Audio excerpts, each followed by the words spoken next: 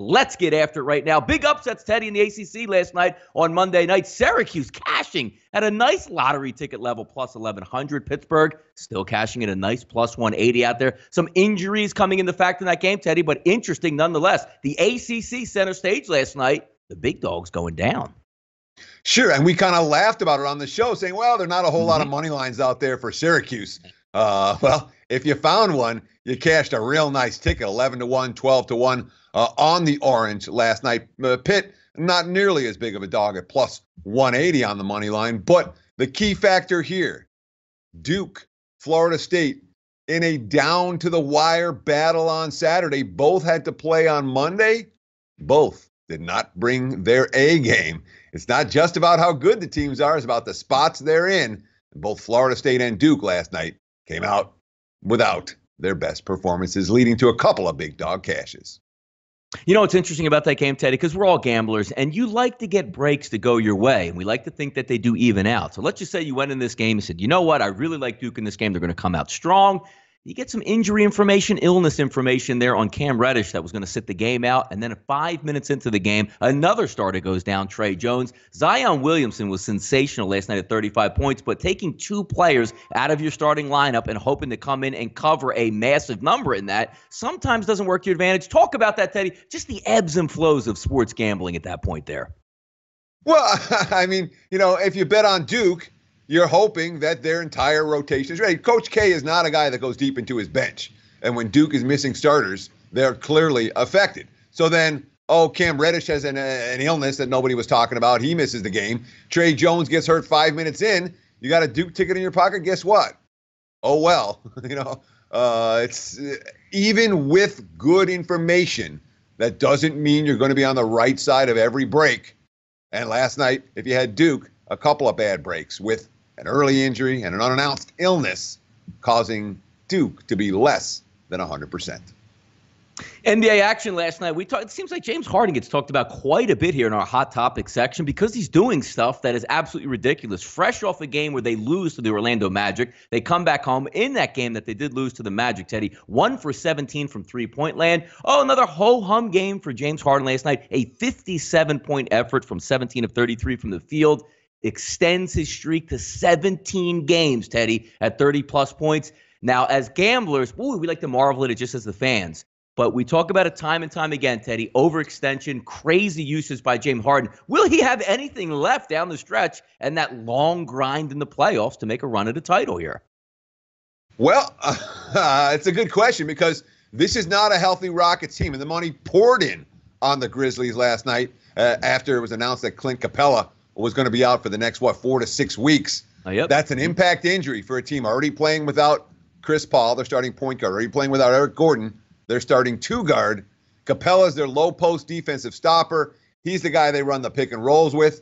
They don't have a replacement for him on the roster. So right now, it's all James Harden. It's going to work against teams like the Grizzlies. And certainly without Capella on the floor, that impacted Marc Gasol's effectiveness because they didn't know one to match up against. But Harden's got a lot on his shoulders right now, and you have to expect the cumulative effect of that to be problematic for Houston as the season progresses. But I wasn't looking at the Rockets as a serious contender in the West before the Capella injury. I'm not looking at the Rockets as a serious contender in the West after the injury either.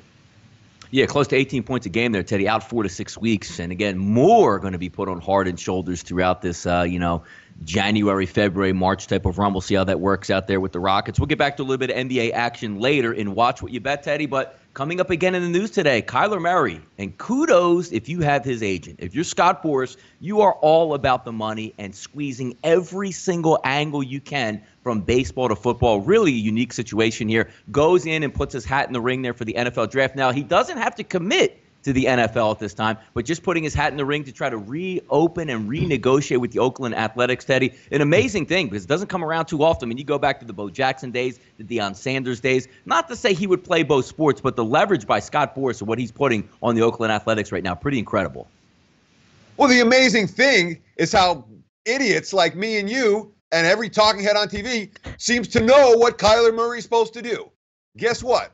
Kyler Murray is a man. He's not a boy. He's a man now. He gets to make his own decisions, whether he wants to play baseball or football, whether it's a financial decision or whether it's I like this sport better, or I think my career here has a longer life than my career there, or my earning potential here is better than whatever Murray wants to do, he's allowed to do, and the rest of us need to shut up and accept it.